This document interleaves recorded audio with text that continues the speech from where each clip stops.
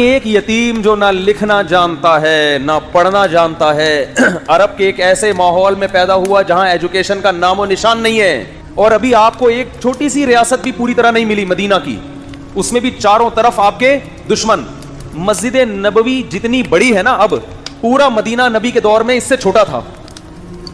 سمجھ میں آ رہی ہے؟ جو مدینہ شہر تھا نا، آج جو مسجد نبوی ہے مدینہ شہر اس سے چھوٹا تھا. کوئی ماہر آدمی ہو نا، آپ کو بتائے گا مسجد نبی کے اندر یہاں حضرت ابو بکر کا گھر تھا، یہاں حضرت عمر کا گھر تھا، یہاں حضرت ابو ہریرہ آیا کرتے تھے، یہاں یہ ہوتا تھا، یہاں پوری مسجد نبی کے اندر پوری مدینہ کی تاریخ ہے. اتنی چھوٹی سی جگہ، بہت کمزور معمولی سی ریاست جو اپنے پاؤں پہ ابھی کھڑی بھی نہیں ہو پا رہی، سنبھل بھی نہیں پا رہے، اور خطوط لکھے جا رہے ہیں ہرقل کو.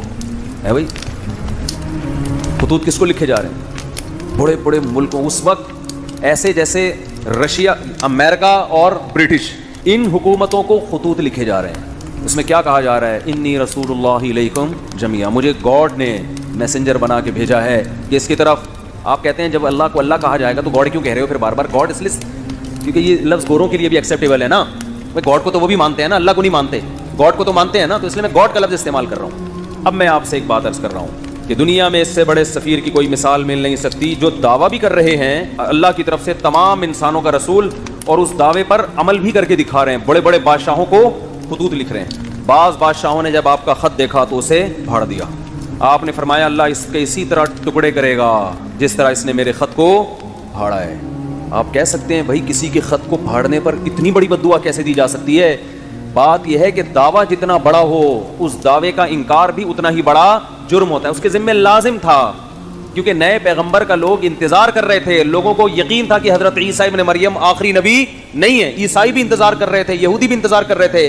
ایسے موقع پہ اگر کوئی دعویٰ کرے تو دعویٰ سنتے ہی اس کو پھاڑ ڈالنا یہ اللہ سے دشمنی لینے کے مترادف ہے. اس لیے رسول اللہ صلی اللہ علیہ وسلم نے فرمایا لا يسمع بی احد من هذه الامہ یہودیا کان او نصرانیا ثم لم یؤمن بالذی ارسلت به الا دخل النار. فرمایا میری پوزیشن یہ نہیں ہے کہ کوئی میری دعوت سنے، اس کا دل چاہے تو مان لے، دل چاہے تو نہ مانے. نا نا نا نا نا نا. میری حیثیت یہ ہے کہ اس امت میں کوئی یہودی عیسائی میرے بارے میں سنے اور پھر تحقیق کر کے مجھ پر ایمان نہ لے کر آیا تو اس کا ٹھکانہ جہنم کی آگ ہے. اس نے اس کو ویلیو کیوں نہیں دی؟ بالکل اس کی مثال ایسے جیسے کلاس روک کر ایک شخص کہہ رہا ہے مجھے پرنسپل نے بھیجا ہے اور ٹیچر اس کی بات کو لفٹ کرانے کے لیے تیار نہیں ہے، تو آپ کیا سمجھتے ہیں پرنسپل چھوڑ دے گا اس کو؟ اور وہ کہہ بھی رہا ہے کہ میں سب پوری کلاس کے لیے پیغام لے کر آیا ہوں، اور پیغام بھی بہت اہم ہے. آج لبرل لوگ اعتراض کرتے ہیں نا، یہ کیا بات ہے محمد صلی اللہ علیہ وسلم پر کوئی ایمان نہ لے کر آئے تو جہنم میں جائے گا. اتنی سی باتوں پہ جہنم، یعنی وہ کہتے ہیں نا یہ لوگ ذرا سی بات پہ کہاں پھینک رہے ہوتے ہیں جہنم میں ڈال. بھائی اتنی سی بات ہے نہیں، کیونکہ دعویٰ یہ کہ مجھے خدا نے بھیجا ہے. اب آپ کے ذمے ہے کہ آپ تحقیق کرو کہ یہ اپنے دعوے میں جھوٹے ہیں یا سچے. آپ اس کان سے سن کے اس کان سے نکالنے کا آپشن آپ کے پاس ختم ہو گیا. ابھی آپشن نہیں ہے آپ کے پاس کہ ادھر سے سنیں اور ادھر سے نکال دیں گے یار یہ مسلمانوں کے مذہبی معاملات ہیں، چھوڑو. آپ کہہ سکتے ہیں کہ کیا دلیل ہے آپ کے پاس کہ محمد ابن عبداللہ صلی اللہ علیہ وسلم اس دعوے میں سچے تھے؟ کیا دلیل ہے آپ کے پاس؟ ہم کہتے ہیں 1400 سال پہلے جو آپ کی نبوت کے برحق ہونے کے دلائل تھے وہ تو تھے، وہ لوگوں نے اپنی آنکھوں سے دیکھے. 1400 سال کے بعد جو آپ کے برحق ہونے کے دلائل ہیں وہ پہلے سے بھی زیادہ ہیں، وہ اس سے بھی زیادہ ہیں. اگر خدا محمد صلی اللہ علیہ وسلم کو میسنجر بنا کے بھیجتا اور یہ نہ کہتا کہ یہ آخری پیغمبر ہیں تو خدا کے ذمے محمد صلی اللہ علیہ وسلم کی تعلیمات کی حفاظت بولو نہیں تھی. اللہ کہہ دیتا کہ ان کی تعلیمات جب مسخ ہوں گی تو میں دوسرا پیغمبر بھیج دوں گا. خدا نے محمد ابن عبداللہ صلی اللہ علیہ وسلم کے بارے میں 2 دعوے کیے، یہ میرے میسنجر ہیں اور لاسٹ میسنجر، ان کے بعد کوئی نبی نہیں ہے، کیونکہ ساری دنیا کے سارے انسانوں کے لیے. اس دعوے میں اللہ نے ایک اور دعویٰ کر دیا کہ ان کی تعلیمات کو میں قیامت تک کے لیے محفوظ کر دوں گا. اللہ کے ذمے تھا کہ محمد صلی اللہ علیہ وسلم کی تعلیمات کی حفاظت کرتے. یہ حفاظت خود اس کی دلیل ہے کہ محمد صلی اللہ علیہ وسلم لاسٹ میسنجر آف گاڈ ہیں، ورنہ کسی یتیم جو نہ لکھنا جانتا ہو نہ پڑھنا جانتا ہو اس کی تعلیمات کی اللہ کی قسم اسباب کی دنیا میں ایسی حفاظت کا انتظام اس زمانے میں تو ممکن ہی نہیں تھا، ناممکن. اور اس زمانے میں بھی اتنا پروٹوکول ملنا کسی کو ممکن نہیں ہے. انسان میں اچھائی انسان کی آزمائش ہے، لہذا وہ آزمائش پہ پورا اترتا ہے تو اچھا بن جاتا ہے، آزمائش میں فیل ہو جاتا ہے تو برا. جانور اچھے برے نہیں ہوتے, بس جیسے اللہ نے بنا دیا ویسے ہی ہیں. تو انسان میں بڑی مصیبت یہ ہے کہ اس کے اندر کچھ روحانی بیماریاں آتی ہیں. اس کا دل چاہتا ہے کہ جھوٹ بول کے کماؤں, اس میں زیادہ کمائی ہے. اس کا دل چاہتا ہے کہ دھوکہ دوں. اس کا دل چاہتا ہے کہ نظر کی حفاظت نہ کروں, زنا کی طرف جاؤں, فحاشی کی طرف جاؤں. غصہ جب بھی آئے تو سامنے والے کو نقصان پہنچاؤں, چاہے میں وہ غلطی پر ہو یا نہ ہو. یہ انسان کے اندر کی نا باڈی کی ریکوائرمنٹ ہوتی ہے, اپنی خواہشات پوری کروں, بس خلاصہ اس کا یہ ہے. تو بہت ساری بیماریاں ہیں. اب اگر ان بیماریوں میں سے ایک ایک بیماری کا علاج کیا جائے تو بڑا ٹائم لگتا ہے اس میں. کسی کو عشق مجازی ہو گیا, وہ آتا ہے بزرگ کے پاس, حضرت وہ آنکھ میں ٹکا ہو گیا, طبیعت کی سیٹنگ. چوری کی بیماری بھی ہے, چاہے وہ بجلی چوری کر رہا ہو, گیس چوری کر رہا ہو, یا لوگوں کے بٹوے سے پیسے چوری کر رہا ہو. یہ لت پڑ جاتی ہے, زنا کی لت پڑ جاتی ہے, اور معلوم نہیں کیا کیا گناہ ہے جس کی نوجوانوں کو اور مرد اور عورتوں کو لت پڑ رہی ہے. ٹائم ویسٹ کرنے کی لت پڑ جاتی ہے, سارا دن ٹیلی ویژن کے آگے بیٹھے ہوئے ہیں. ارے بھائی کچھ کر لو, کیوں ٹائم ضائع کر رہے ہو؟ نہیں, کچھ ہوتا ہی نہیں ہے, دل ہی نہیں لگتا کسی کام میں. دل صرف ایک کام میں لگتا ہے, گلی کے باہر گٹر کے ڈکن پہ بیٹھو اور ایک منہ میں گٹکاؤ اور بس اپنی منمانی زندگی. سب سے زیادہ مزہ اس میں آتا ہے, کچھ بھی نہ کرو, بس یہ مزے کا کام ہے. کچھ کرنے کے لیے تو نفس کے خلاف مجاہدہ کرنا پڑتا ہے نا. خواتین کا دل چاہتا ہے پردہ نہ کریں, ماں بلائے تو جواب بولو نا. یہ بڑا مسئلہ ہے آج کل گھروں میں, مائیں بیٹی کو بلاتی ہیں, بیٹی جواب ہی نہیں دیتی. نماز توڑنے کا حکم ہے, نماز توڑ کے ماں کی پکار کا جواب دو. اور یہ ڈرامے کی وجہ سے ماں کی پکار کا جواب کہ ڈرامہ دیکھ رہی ہے, واٹس ایپ پہ لگی ہوئی ہے, فیس بک پہ بیٹھی ہوئی ہے. تو جب باپ اور ماں کا نہیں ہے تو میاں کا کہاں سے ہوگا؟ کیا خیال ہے میاں کا؟ کیونکہ اس کی تو ساری حرکتیں ان کو پتہ ہیں. کیا خیال ہے بھائی؟ ابا کے بارے میں تو بھائی اچھے ہی ہوتے ہیں سب کے ابا.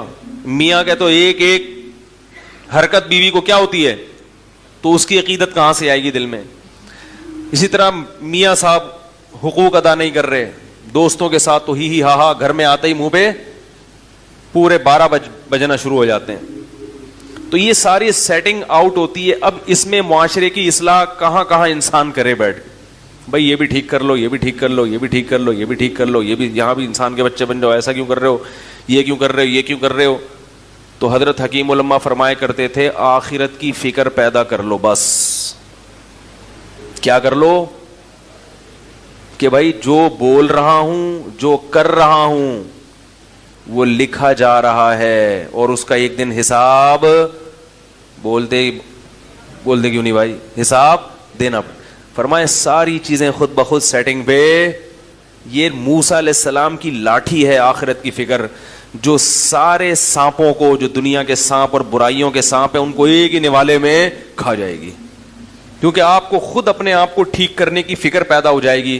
جب فکر پیدا ہوگی تو پہلے یہ ہوگا کہ کون سی چیزیں ٹھیک ہیں ان کا پتہ چلا لوں, اور کون سی چیزیں غلط ہیں ان کا بھی پتہ چلا لوں. پھر اگلی فکر یہ ہوگی جو ٹھیک ہیں وہ اختیار کر لو اور جو برائیاں ہیں وہ چھوڑ دو. یہ دو چیزیں خود بخود پیدا ہو جائیں گی. کیونکہ جن لوگوں میں آخرت کی فکر ہوتی ہے ان کے حالات ہم نے دیکھے ہیں, وہ بہت زیادہ ٹھیک ہو جاتے ہیں, اتنے ٹھیک جتنے آپ اور ہم افورڈ بھی نہیں کر سکتے. ہمارے شیخ حضرت مفتی رشید احمد صاحب رحمہ اللہ تعالی فرماتے تھے کہ بچے کی غلطی پہ جب غصہ آئے اپنے بچے کی, اس وقت اس کو سزا بولو بھائی نہ دو, کیونکہ اس میں اتنا جرم نہیں ہوگا جتنا غصے کی وجہ سے آپ اس کو سزا دو گے. اس کا بھی قیامت کے دن حساب. باپ کو اجازت نہیں ہے کہ اولاد پہ ظلم کرے, ظلم کرے گا تو قیامت میں حساب دینا پڑے گا. بتاؤ جو اپنی اولاد کو غصے میں نہیں مار رہا کہ کہیں زیادتی نہ ہو جائے, جبکہ غلطی اولاد نے کی ہے, بلکہ وہ غصے کے ٹھنڈا ہونے کا انتظار کر رہا ہو, تو وہ آدمی بہنوں کی وراثت کیسے کھائے گا؟ بولو نا بھائی. وہ کیسے لوگوں کے کروڑوں روپے کھا کے بیٹھے گا, وہ کیسے قتل کرے گا, وہ کیسے ظلم کرے گا. حضرت مفتی محمد شفیع صاحب رحمہ اللہ تعالی کا بھی یہی معمول تھا. فرماتے ہیں جب مجھے غصہ آتا تھا تو میں اپنے بچوں پہ سختی, جب غصہ ٹھنڈا ہوتا تھا پھر اپنے بیٹوں کو بلاتے تھے. کون بیٹے؟ حضرت مفتی تقی عثمانی صاحب, حضرت مفتی رفیع عثمانی صاحب. پھر اللہ ایسی اولادیں بناتا ہے جب باپ ایسا ہو. کیا خیال ہے بھائی؟ فرماتے ہیں جب غصہ ٹھنڈا ہوتا تھا پھر بلاتا تھا, اور ایک سوٹی ہاتھ میں ہوتی تھی. ہاں بھائی یہ کیا تھا, ٹڑک, اتنا پورا تمیز سے, جتنا غلطی ہے اس حساب سے سیٹنگ پہ بس لانا ہے تھوڑا سا. ہم پوری ونڈو ریموو کر دیتے ہیں بھائی, ریفریش کرنے سے کام چل رہا ہے, پورا کمپیوٹر ہی یعنی پہلے تو ونڈو اٹھا کے پھر بچہ ہی بھاگ جاتا ہے. ٹھیک ہے, پورا کمپیوٹر چینج کرنا پڑتا ہے. کوٹ رہے ہیں تسلی سے, مار رہے ہیں, پیٹ رہے ہیں. تو یہ ان لوگوں کے حالات ہیں جن کو یہ فکر تھی کہ ہر بات کا لکھی جا رہی ہے اور ہر عمل بولو نا یار, نوٹ کیا جائے. ہمارے حضرت کے پاس ایک شخص آیا, اصلاحی تعلق تھا. جب اس کے دل میں آخرت کی فکر پیدا ہوئی ہے, آخرت کا خوف, تو خود احساس ہوا کہ میں اپنی بیوی کے ساتھ زیادتی کرتا ہوں, جتنی بات نہیں ہوتی سزا زیادہ دیتا ہوں. خود سے آج کل کسی انسان کو یہ احساس ہو جائے, اس کو عجائب گھر میں رکھ دو, اتنا نیک. مذاق, کیونکہ آج کل تو الزامات لگتے ہیں, گواہوں سے ثابت ہوتا ہے کہ ظالم ہے, پھر بھی شوہر ماننے کے لیے تیار. وہ اپنی انسلٹ محسوس کرتا ہے, وہ یہ محسوس کرتا ہے کہ مجھے اگر غلط کہہ دیا تو یہ میری بے عزتی ہے, یہ مردانگی کے خلاف, یہ میری مردانگی کو چیلنج کیا جا رہا ہے. وہ یہ ایسا تکبر میں آ جاتا ہے. اگر آپ بول دیں نا بھائی تم غلط ہو, تم ظلم کر رہے ہو زیادہ, تیش میں بولے آئندہ مفتی صاحب کے پاس کیس گیا نا, ایسے لوگ بھی ہیں کہ ان کی بیوی نے میرے پاس کیس دائر کیا, دونوں کی باتیں میں نے سنی, مجھے اندازہ ہوا, تو بیوی کو دھمکی دی کہ آئندہ مفتی صاحب سے رابطہ کیا تو تجھے طلاق ہے. یہ ہو رہا ہے, نہیں آ رہی بات؟ کیا کیا ہو رہا ہے معاشرے میں دیکھ لو. آئندہ مفتی صاحب سے رابطہ کیا تو, کیونکہ مفتی صاحب تجھے خراب کر رہے ہیں. مفتی صاحب گھر اجاڑ رہے ہیں, تمہیں گھر بسانے کی فکر ہوتی تو یوں کہتے رابطہ کیا تو طلاق ہے. طلاق کا لفظ استعمال کرنے والا ہے بھائی, وہ گھر تو خود اجاڑ رہا ہے تو. حالانکہ یہ وہ لوگ ہیں جنہوں نے شادی بھی میرے مشورے پہ ہی کی ہے. ہائے ہائے ہائے, کیسے سمجھا یار, ہمارے ہی بلی ہمیں ہی میاؤں کر رہی ہے. تو عدل بہت کم ملے گا آپ کو لوگوں کی طبیعت میں, اعتدال بہت کم. کہ بھائی اپنے خلاف بھی سننے کے, میرے والد صاحب کی اللہ مغفرت فرمائے, بچپن سے ایک بات ہم ان سے سنتے آئے تھے, جس نے حق بات سننے کا تحمل پیدا کر لیا اللہ اسے حق پہ چلنے کی توفیق عطا فرما دیتے. چاہے چلنے کی نیت نہ بھی ہونا, بس یہ ہو کہ میں اپنی برائی ٹھنڈے پیٹوں سن لوں, آرام سے سن لوں, جواب نہ دوں, بس یہ بول دوں ٹھیک ہے آپ نے مجھے بتا دیا, میں غور کروں گا, اتنا بھی کافی ہے. تو دھمکیاں دینے پہ آ جاتے ہیں. کوئی بھی اپنے خلاف کچھ بھی سننے کے لیے تیار, بولو بھائی نہیں. یہ سبھی کی حالت, سب کی حالت ہے یہ. اس لیے یاد رکھو, زیادہ خوش قسمت وہ نہیں ہے جو دوسروں کی برائیاں بیان کر رہا ہے, سب سے خوش قسمت وہ ہے جو اپنی برائی سننے کے لیے تیار ہے. اس میں ظرف ہے. میں بہت نالائق آدمی ہوں, لیکن میں نے لوگوں کو کھلی اجازت دی ہوئی ہے, بیان میں کوئی بات نظر آئے, کوئی آپ کو لگے یہ غلط ہے, کھلے دل سے آ کے مجھے بتائیں, اور مجھے بتاتے رہتے ہیں. ہمارے دوستوں سے پوچھ لو, یار مفتی صاحب آپ نے تو بہت بڑی پھینک دی, اس طرح کی باتیں کرتے ہیں مجھ سے. کیا ہو گیا یار, آپ نے یہ بولا, اس کا کوئی ثبوت ہے؟ تو میں ان کو ثبوت پیش کرتا ہوں, نہیں ہوتا تو بولتا ہوں اچھا بھائی رجوع کا اعلان کر دوں گا. یار آپ نے یہ بولا, اس کا تو یہ نقصان ہوا ہے معاشرے میں. 10 سال سے معمول ہے الحمدللہ. لوگ ہاں اس آدمی کی بات نہیں سنتا جو خیر خواہ نہیں ہے, کیونکہ جو بدخواہ ہوتے ہیں ان کا مقصد طنز ہے, ان کا مقصد کیڑے نکالنا ہے, ان کا مقصد آپ کی اصلاح نہیں ہے. جو اصلاح کی نیت سے آئے گا, خیر خواہ بن کے آئے گا, ہمارے دل کے دروازے بھی کھلے ہوئے ہیں اور گھر کے دروازے بھی کھلے ہوئے ہیں, چونکہ یہ لوگ ہمارے خیر خواہ ہیں. کوئی بھی فرشتہ نہیں ہوتا, کوئی بھی پورا کامل نہیں ہوتا. عالم کی تباہی اس وقت شروع ہوتی ہے جب وہ سمجھ لے کہ ہم چما دیگرے نیست, میرے جیسا کوئی دوسرا نہیں ہے. ہمارے بزرگ, ہم نے اپنے بزرگوں سے سنا ہے کہ جس دن دل میں یہ خیال آ گیا نا مجھ جیسا دیگرے نہیں ہے, دیگر فارسی کا لفظ ہے, مجھ جیسا کوئی نہیں ہے, تو فرمایا کہ یہ فارسی کی مثال اصل میں یوں ہے, ہم چما دیگرے نیست, تو اس کو یوں کر لیا کرو, ہم چما ڈنگرے نیست. ڈنگر پتہ ہے نا, وہ ڈنگر کہتے ہیں نا بے وقوف آدمی کو جس میں عقل نہ ہو. جس دن یہ خیال آ گیا کہ میں ہوں سب سے بڑا فنٹر, مجھ سے کوئی غلطی نہیں ہو سکتی, تو سمجھ لو تم ہو سب سے بڑے ڈنگر, سب سے بڑے گدھے پھر تم ہو. تو اپنی برائی سننے کا تحمل بولو بھائی پیدا کریں. اور ایک اور بات, جب کوئی بڑا تنبیہ کرے, بڑا جو آپ سے عمر میں, تقوی میں, علم میں بڑا ہو, آپ کو بتائے کہ یہ غلطی ہے, یہ اس کو ٹھیک کر لو, تو وہ غلطی آپ میں نہ بھی ہو تو فوراً اس کی کریکشن کی کوشش, بولو نا یار, نہیں کرو. تھوڑی دیر کے لیے مان لو کہ یہ غلطی مجھ میں ہے, بعد میں کبھی موقع ملے تو پھر بتاؤ کہ حضرت آپ کو غلط فہمی ہوئی ہے, وہ ایسا نہیں بلکہ ایسا ہے. وہ غلط فہمی کو اگر قبول کر لیں آپ کی صحیح فہمی کو تو ٹھیک ہے, نہیں قبول کریں تو بحث, بولو نا یار, نہیں کرو, بحث نہیں کرو. پھر ابا نے آپ کو, ابا بڑے ہیں نا بھائی, اولاد کے لیے ابا کیا ہوتے ہیں بھائی. دیکھو مجھے ایک بات بتاؤ, جو اولادیں یہاں بیٹھی ہوئی ہیں, اولاد باپ ہوتی ہے یا باپ باپ ہوتا ہے؟ آج کل بہت بڑا مسئلہ اولادوں کے ساتھ یہ, ان کو یہی نہیں پتا کہ ہم میں سے ابا ہے کون. وہ کہتے ہیں ابا نے میرے کو ڈانٹا, ابا نے میرے کو مارا, ابا نے یہ, ابا نے. تو میں کہتا ہوں جب باپ ہے تو ٹھیک ہے, باپ کو تو شریعت یہی کہتی ہے کہ بلا وجہ ہاتھ نہ اٹھاؤ, بلا وجہ ڈانٹنے کی کوشش نہ کرو, حساب دینا پڑے گا, لیکن وہ حساب اللہ لے گا. اولاد, بولو نا یار, اولاد کو حکم یہ ہے کہ وَلَا تَقُلْ لَهُمَا اُفٍّ, تم نے اف بھی نہیں کرنا. اب بیٹا آ کے بتا رہے میرے ابا نے میرے کو یوں کیا, میرے ابا نے میرے یوں دیکھا, تو میں اس سے کہتا ہوں بھائی تمہارے گھر میں کوئی ابا ہے یا نہیں ہے؟ ابا کی ڈیفینیشن کیا ہے؟ جو کبھی یوں دیکھے اور کبھی, لوگ سمجھتے ہیں ابا کی ڈیفینیشن یہ کہ جو کھلا کھلا کے آدھا ہو جائے, پلاٹ بھی خریدے, جائیدادیں بھی خریدے ہمارے لیے, کھلائے بھی, اسکولوں کی فیسیں بھی دے, وین کی فیسیں بھی دے, لنچ کے پیسے بھی دے, لنچ کا ڈبہ بھی لے کر آئے, اسکول کی کتابیں بھی لے کر آئے, اسکول کا بکسا بھی لے کر آئے, پھر جو اسکولوں میں مختلف قسم کے ایونٹ ہو رہے ہیں ان کے پیسے بھی جمع کرائے, اور بس کھلاتا رہے, پلاتا رہے, اپنی ذمہ داریاں پوری کرتا رہے. اس کو کیا کہتے ہیں ڈکشنری میں؟ اس قسم کی صفات جس میں پائی جائیں گی. بھائی ڈی این اے ٹیسٹ تو کوئی بھی نہیں کراتا نا, انہی حرکتوں سے بچوں کو پتا چلتا ہے کہ یہ ہمارے ابا ابا سے فیل ہو رہے ہیں ہم کو. یہ بھائی جو بھی گھر میں اس قسم کی ایکٹیویٹیز کرے گا اس کو, دیکھو بچے ڈکشنری کو نہیں مانتے نا بھائی, سائنسی زبان میں تو باپ کی ڈیفینیشن کچھ اور ہے, وہ تو ڈی این اے سے پتا چلتا ہے نا, لیکن جو حقیقت میں ابا کی صفات ہیں وہ کیا ہے؟ بچے کو ابا کی کیسے پہچان ہوتی ہے؟ اب دیکھو میرا اتنا چھوٹا سا بچہ ہے 2 سال کا, جیسے ہی گھر میں داخل ہوتا ہوں ابو ابو کہتا ہے, اس کو کیا پتا کہ ابو کیا ہوتے ہیں؟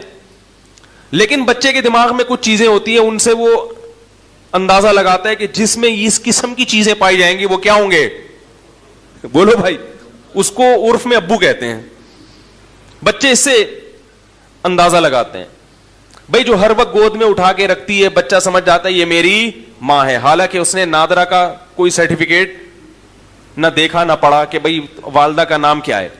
جو ماں اس کو, جو عورت اس کو فیڈ کرا رہی ہے, جو اس کو ہر وقت چھاتی سے لگا کے رکھتی ہے, جو ہر وقت اپنے پاس سلاتی ہے, اس کی پوٹیاں صاف کرتی ہے, پیمپر چینج کرتی ہے اور دن رات اس کی خدمت کرتی ہے, بچہ اس قسم کی صفات جس عورت میں ہوں گی بچہ اندازہ لگا لیتا ہے یہ کیا ہے, ماں ہے.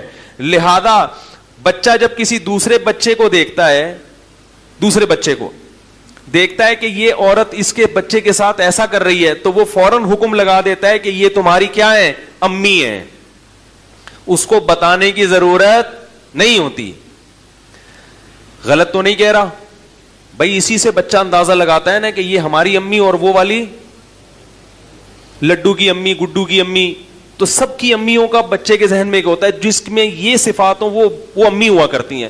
تو ایسے ہی بچے کے ذہن میں ایک چیز بیٹھ جاتی ہے, قدرت بٹھا دیتی ہے, جو اس قسم کی چیزیں کرتے ہوں وہ کیا کہلاتے ہیں؟ ابا. جو گھر میں آتے ہی ہے بھائی چنگیز خان کی طرح داخل ہوں, کیا پکایا ہے کیا, اور ایک دم آ کے پوچھ گچھ شروع کر دیں, ہاں بھائی نماز پڑھی ہے, ہاں بھائی ہوم ورک کیا ہے, ہاں بھائی یہ کیا ہے, ہاں بھائی وہ کیا ہے, بیگم تمہیں تو تمہاری تو اماں آ کے بیٹھی رہتی ہیں ہر وقت پڑھے. تو یہ جو ڈیزائننگ یعنی جس میں اس قسم کی چیزیں پائی جائیں, پھر چیز جس سے مانگی جائے, پیسے جس سے مانگے جائیں, اسکول کی فیسیں جو ادا کرتے ہیں, گیس بجلی کا بل جو پے کرتے ہیں, کرایہ جو دیتے ہیں, یا گھر جن کا ہے, تو بچے سمجھتے ہیں کہ وہ کیا کہلاتے ہیں؟ بولو نا یار, ابا. تو میرے بھائی ابا کی صرف اتنی ڈیفینیشن اگر ہوتی تو وہ ابا کم ملازم, بولو نا یار, زیادہ ہے. وہ ابا کیا ہوا, وہ ساری خدمتیں کر رہا ہے آپ کی وہ. تو ابا کو آنکھیں دکھانے کی اتھارٹی بھی.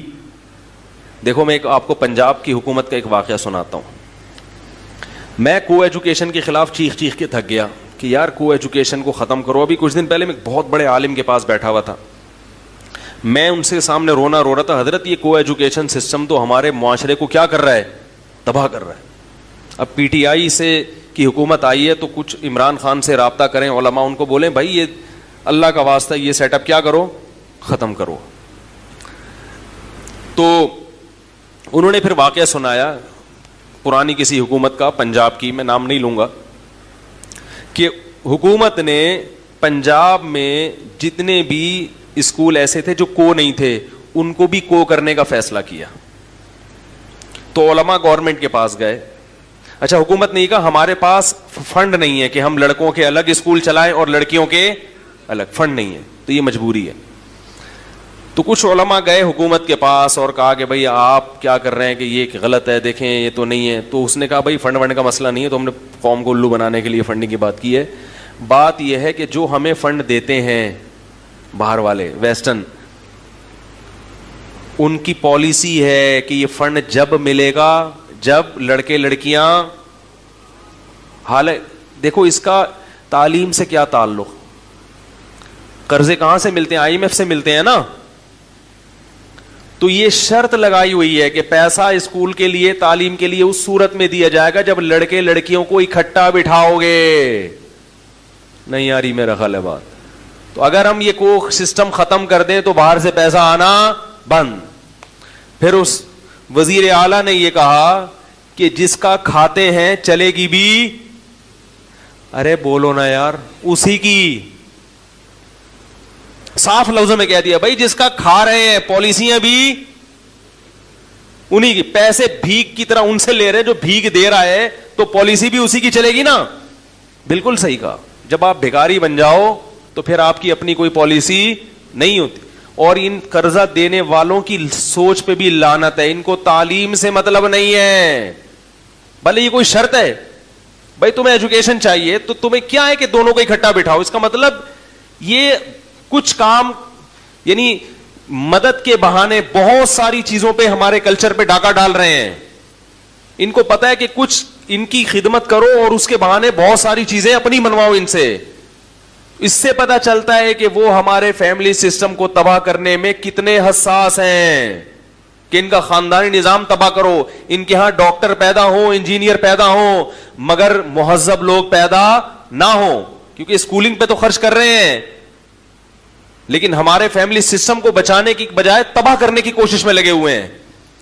تو اس سے پتا چلتا ہے کہ ان کو ڈاکٹروں سے تکلیف نہیں ہے, ان کو اس سے ہے کہ یہ, کیونکہ یاد رکھو غیرت مند لوگ ہمیشہ خاندانوں میں پیدا ہوتے ہیں. جس کے نہ ابا کا پتا نہ اما کا پتا, وہاں غیرت مند لوگ پیدا نہیں ہوتے. خاندان ہوتا ہے تو انسان کی پہچان ہوتی ہے نا. جب یہ سسٹم زنا پھیلے گا معاشرے میں تو خاندانی نظام برباد ہو جائے گا. جیسے وہ خود برباد ہو گئے تو وہ چاہتے ہیں کہ ہم بھی کیا ہو جائیں, برباد ہو جائیں. تو میں یہ کہہ رہا تھا کہ ہمارے وزیر اعلیٰ نے ارشاد فرمایا کہ جس کا کھا رہے ہیں پالیسی بھی اسی کی چلے گی. کاش گھروں کی خواتین کو یہ بات سمجھ میں آ جائے کہ جس کا کھا رہی ہو بھائی پالیسیاں بھی. ہائے ہائے ہائے, آہستہ بولتا ہوں, خواتین کے بارے میں جب بات آتی ہے آواز کیا ہو جاتی ہے, سلو ہو جاتی ہے, کیونکہ ہم بھی ایک شوہر ہیں. ہم بھی مجبور ہیں بھائی. تو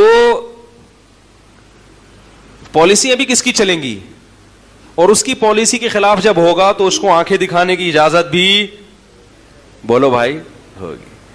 تو جب ابا گیس بجلی کا بل بھی دے رہا ہے, ابا کرایہ بھی دے رہا ہے, گھر بھی ابا کا ہے بھائی, اور سارے خرچے کون اٹھا رہا ہے, ابا اٹھا رہا ہے, تو پالیسی کس کی چلے گی؟ اسلام کہتا ہے, اسلام تو نیچرل مذہب ہے نا, تو گھر میں پالیسی کس کی چلے گی بھائی؟ ابا کی چلے گی. تو جب پالیسی کے خلاف ہوگا تو ابا کو آنکھیں دکھانے کی اجازت بھی بولو نا یار ہوگی. کہہ رہے نہیں ہوگی, جی بات, آنکھیں دکھانے کی اجازت بھی ابا کو ہوگی. پھر ابا اگر بیٹے کو ٹیڑھی آنکھوں سے دیکھیں کہ بیٹا تجھے کمبخت تجھے کھلا کھلا کے اتنا بڑا مسٹنڈا بنا دیا, اب جو میں کہہ رہا ہوں وہ تو کر, بچہ نہیں کرے گا تو ابا ٹیڑھی آنکھوں سے اس کو دیکھ سکتا ہے, ڈانٹ بھی سکتا ہے. پھر بچے کو یہ الاؤ نہیں ہے کہ مفتی صاحب کو فون کرے کہ میرے ابا مجھے ایسا کیوں کہہ رہے تھے. اگر وہ بچہ شکایت کرے گا تو اس کی مطلب ہوگا کہ بچے کی نظر میں باپ کی جو ڈیفینیشن ہے وہ یہ کہ وہ کھلا کھلا کے جوان کر دے, پلائے کھلائے, سارے خرچے برداشت کرے, مگر چلے گی کس کی؟ ہماری. تو یہ ڈیفینیشن غلط ہے, سمجھ رہے ہو؟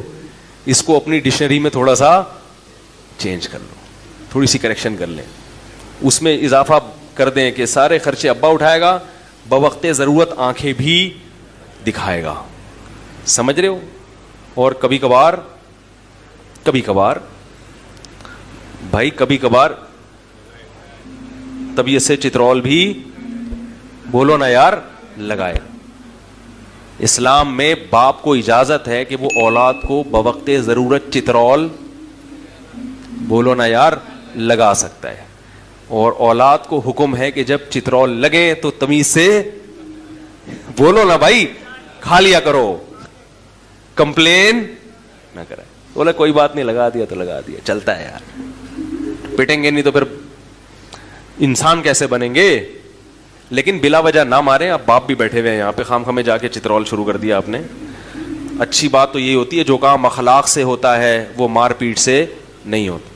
جتنا اولاد کو عزت دے کے اس کی عزت کا خیال کریں گے اتنا بچہ اچھا نکلے گا انشاءاللہ. مار تو بالکل ایک آخری درجہ ہے, جب بالکل کسی صورت میں, جیسے پھوڑے کا پہلے علاج یہ نہیں ہوتا کہ ایک دم اس کو بلیڈ سے کاٹ دیا جائے, پہلے تو بھائی مرہم لگا لو, نہیں ہو رہا اینٹی بایوٹک کھلاؤ, تو پھوڑے ٹھیک ہو جاتے ہیں اکثر. پھر بھی ٹھیک نہیں ہو رہا پھر آپریشن کی طرف آتے ہیں.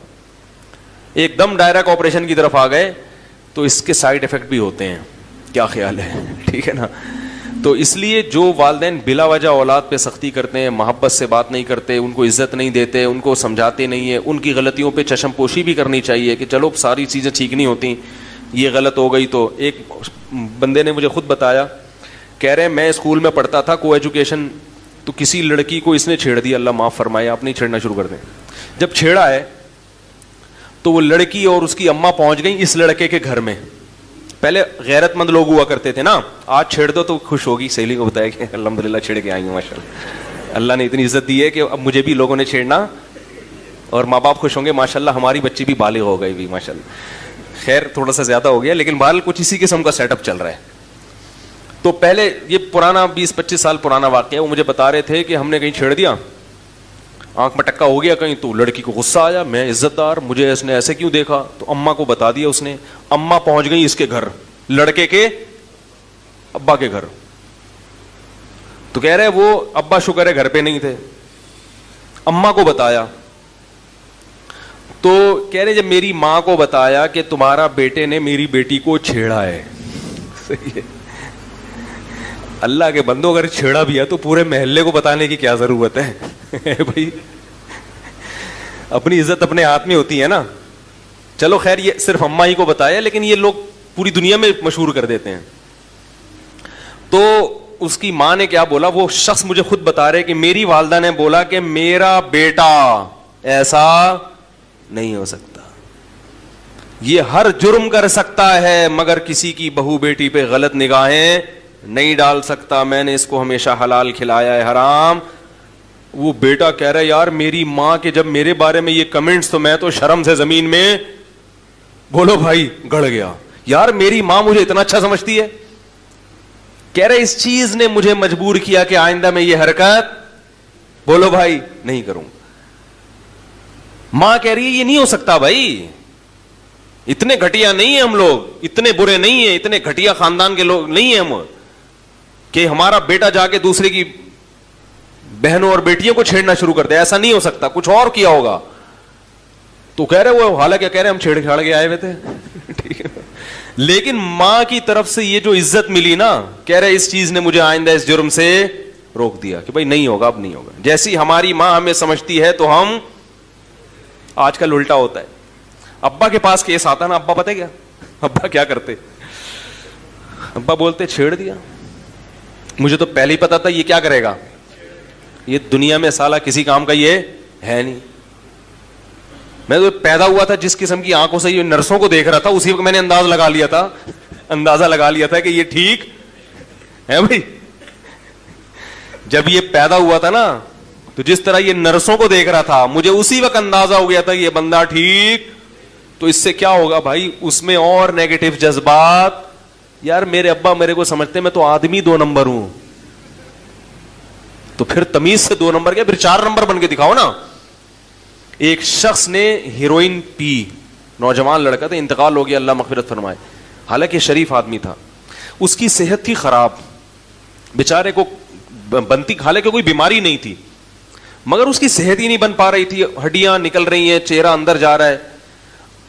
تو لوگوں نے کیا کہنا شروع کر دیا, یار لگتا ہے تم پیتے ہو. واقعی شکل سے بیچارہ ایسے لگ رہا تھا, حالانکہ ایسا تھا نہیں وہ. تو مجھے خود اس نے بتایا کہ لوگ نے مجھے تانا دیا کہ تم ہیروئن پیتے ہو, حالانکہ کہہ رہا میں نہیں پیتا تھا. پتہ نہیں کوئی بعض بیماریاں ٹریس نہیں کر پاتے ڈاکٹر, صحت نہیں بن رہی تھی, بالکل ہڈیاں نکل رہی تھی. کہہ رہا بالآخر میں نے جا کے پینا شروع کر. میں نے کہا جب لوگ مجھے برا سمجھتے ہیں تو میں برا بن کے دکھاؤں گا. غلط کیا اس نے, انتقال ہو گیا, اللہ تعالیٰ مغفرت کرے اس کی. لیکن جن لوگوں نے اس کو اس قسم کے تانے دیے وہ بھی اس جرم میں برابر کے شریک ہیں یا نہیں ہیں. تو بھائی کسی گناہگار کو زیادہ اس طرح سے آپ کرو گے نا تو اس سے گناہ پہ کیا ہوتی ہے, مزید جرت پیدا ہوتی ہے. تو اباؤں کو بھی چاہیے کہ اولاد کی تربیت میں تھوڑا سا اس کی عزت کا خیال, ارے بول لو یار, رکھ لیا کریں. بیٹا تم بڑے اچھے آدمی, ایسا تم سے ہو گیا, لیکن ہمیں پتا ہے تم ایسے ہو نہیں, کیونکہ مجھ سے بھی ایک دفعہ ہو گیا تھا ایسے ٹھیک ہے. یہ زیادہ راز نہ فاش کریں اس کے سامنے, میری تو تھوڑی سی عادت ہے دائیں بائیں نکلنے کی. ایسا نہ کہیں کہ میں بھی کر چکا ہوں. بچے کے سامنے کبھی اپنی برائی نہ آنے دو. بچوں کو جب باپ کا پتہ چلتا ہے نا باپ سے ہی غلطی ہوئی ہے تو بہت منفی اثرات پڑتے ہیں اس کے اوپر. بچے کے سامنے تو باپ کی تعریف ہی ہوگی, تمہارے باپ جیسا کوئی دنیا میں ہے ہی نہیں. تو لیکن پھر بھی اگر ابا نے آنکھیں دکھا دیں اور کبھی 2-4 تھپڑ لگا دیے تو عزت دار آدمی تمیز سے مار کھاتا ہے, وہ چرچے نہیں کرتا کہ ارے ابا ہیں یار جب کھلا رہے ہیں, کیا اوقات ہے باپ اگر نکال کے گھر سے باہر بولے چل نکل بے یہاں سے, کیا اوقات ہے, کوئی پوچھے گا. باپ کو مکمل کیش کرا لیتے ہیں, پھر جب اپنے پاؤں پہ کھڑے ہوتے ہیں تو پھر ابا کو ابا ماننا چھوڑ دیتے ہیں. پہلے باپ کو مکمل کیش کراتے ہیں, خرچہ بھی لے لیا, تعلیم کے پیسے بھی لے لیے, گھر میں 20-20 25-25 سال گھر کی سہولت بھی حاصل کر لی, اور اماں کی جو فیسلٹی ہے وہ بھی تو ابا کی طرف سے ہے نا. ابا اگر اماں کو گھر سے نکال دیتے تو پھر اماں بھی اس طرح سے آپ کو عزت کے ساتھ نہیں پال سکتی تھی. آپ کے ابا نے آپ کی اماں کی بھی کڑوی کسیلی اونچی نیچی برداشت کی اور اس کو رکھا گھر میں, تو نتیجہ کیا نکلا, آپ عزت کے ساتھ پلے بڑے ہو. جب عزت کے ساتھ آپ پل بڑھ گئے, معاشرے میں آپ کا ایک نام بن گیا, قوم بن گئی, شادی بھی ہو گئی, لوگوں نے کہا بھائی ابا ہیں ماشاءاللہ ان لوگوں کے, بھائی اچھے لوگ ہیں, ابا بھی آئے ہیں شادی میں, ورنہ ابا نہ جائیں تو کوئی رشتہ بھی نہیں دیتا نا. سارے کام ہو گئے, اب ابا کو کیش کرا لیا, اب ابا کسی کام کے نہیں ہے. صحیح ہے نا. پھر ابا اچھے نہیں لگتے, کیونکہ اب آپ کے سارے کام جو ابا سے منسلک تھے وہ تو ہو گئے, اب ابا بوڑھے ہو گئے ہیں, اور ابا میں صفات وہی ہیں, ڈانٹنا اور وہ تنبیہ کرنا. اب ابا ڈانٹتے ہوئے اچھے نہیں لگتے, کیونکہ اب ابا کسی کام کے رہے نہیں. تو غیرت مند لوگوں کو جب ابا پرانے ہو جاتے ہیں تو اور بھی زیادہ اچھے لگتے ہیں. کیا خیال ہے بھائی؟ جتنے پرانے اماں ہوگی جتنا پرانا ابا ہوگا. غیرت مند لوگ کو اماں کا بھی یہی ہے. بیٹیاں دیکھو اماں کے ساتھ رہتی ہیں, کھاتی ہیں پیتی ہیں, جب اماں کی ضرورت نہیں رہی تو پھر اماں نہیں رہی, پھر برداشت نہیں کرتی ہیں اس کو. تو غیرت مند لوگوں کو ابا اماں جتنے بوڑھے ہوتے ہیں اتنے زیادہ اچھے لگتے ہیں. کہتے ہیں اب تو ڈانٹو. ہم نے ایسے بھی لوگ دیکھے ہیں کہ اپنے بزرگوں کے پاس آئے, اپنے والدین کے پاس بولے ہمیں ڈانٹا کرو بھائی. کیا خیال ہے؟ ہم چاہتے ہیں کہ آپ کی ڈانٹ, بولو بھائی, کھائیں ہم ڈانٹ تاکہ ہمیں احساس ہو کہ ہم آپ کی اولاد ہیں, خوش ہوتے ہیں اس سے. تو میرے بھائی آخرت کی فکر اگر پیدا ہو گئی نا تو یہ ساری چیزیں انشاءاللہ اللہ کو حساب دینا ہے قیامت کے دن, ایک ایک چیز کا حساب دینا ہے. اَيَحْسَبُ الْإِنسَانُ أَن يُتْرَكَ سُدًى, اللہ فرماتے انسان یہ سمجھتا ہے کہ ایسے ہی چھوڑ دیا جائے گا. ایسے دنیا میں کوئی بھی نہیں چھوڑا جائے گا میرے بھائی. یہ تو غیر مسلموں کا نظریہ ہے کہ بس یہ دنیا ہے, کھاؤ پیو موج مستی کرو مر جاؤ. اللہ فرماتے ہیں ایسا نہیں ہے. تو میرے بھائی اگر مکمل صحیح بننا ہے تو کیا کرنا پڑے گا؟ آخرت کی فکر پیدا کرنی پڑے گی. اس کے لیے علماء نے ایک طریقہ بیان کیا ہے,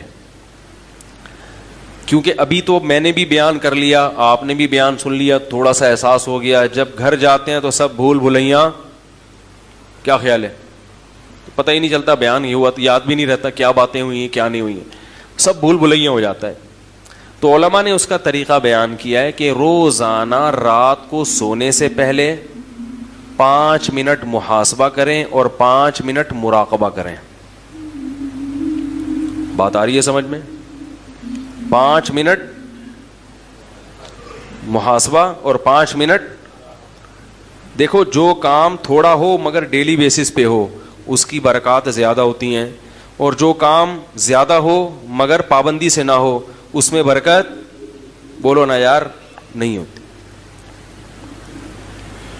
لوگ ایک دم صحت بنانے آتے ہیں نا, وہ طاقت کی دوائیں کھانا شروع, یہ وہ ایک اور بڑی اچھی اچھی خوراکیں کھانا شروع, تھوڑے دن میں جوش ختم.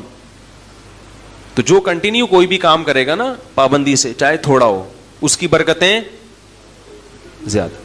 تو 5 منٹ سے زیادہ نہیں, زیادہ کریں گے تھک جائیں گے. تو 5 منٹ بہت ہیں مراقبہ, اور 5 منٹ مراقبہ کسے کہتے ہیں؟ یہ مراقبے سینٹر والے مراقبے نہیں جو روحانی لوگ کراتے ہیں ٹوپی ڈرامے. مراقبہ ہال میں آئیے اور مراقبہ کیجیے اور پھر آپ گھومیں گے آسمان کی سیر کی. یہ دماغی کیا ہے, تھوڑی سی سیٹنگ آؤٹ ہونے کی دلیل ہے. مراقبہ وہ جو حدیث میں آتا ہے, اور محاسبہ وہ جس کا اللہ اس کے رسول نے حکم دیا. محاسبے کو آج کی زبان میں احتساب کہا جاتا ہے. آپ نے سنا ہوگا نا بھائی, احتساب سب کا ہوگا. یہ لفظ سنا ہے کہ نہیں سنا؟ ارے کہتے ہیں نا اپوزیشن کا بھی احتساب ہوگا. اپوزیشن جب والے حکومت میں آتے کہتے ہیں سب کا احتساب ہوگا, یعنی ہمارے علاوہ سب کا. بھائی یہی مطلب ہوتا ہے نا. وزیر اعظم جب تقریر کرتے ہیں کہ سب کا احتساب ہوگا, مطلب کیا کہ میرے علاوہ جتنے بھی دنیا میں لوگ ہیں سب کا احتساب ہوگا. حکمرانوں کی یہ سوچ ہوتی ہے. جب عدالت کہہ رہی ہوتی ہے کہ سب کا احتساب ہوگا تو مطلب جج صاحب کہتے ہیں میرے علاوہ جتنے بھی لوگ ہیں سب کا احتساب ہوگا. تو احتساب کا مطلب چیک کرنا کہ کیا کر رہے ہو, ٹھیک ہے نا, کتنی تمہارے اندر جرائم ہیں, کتنی غلطیاں ہیں, کتنی خوبیاں ہیں.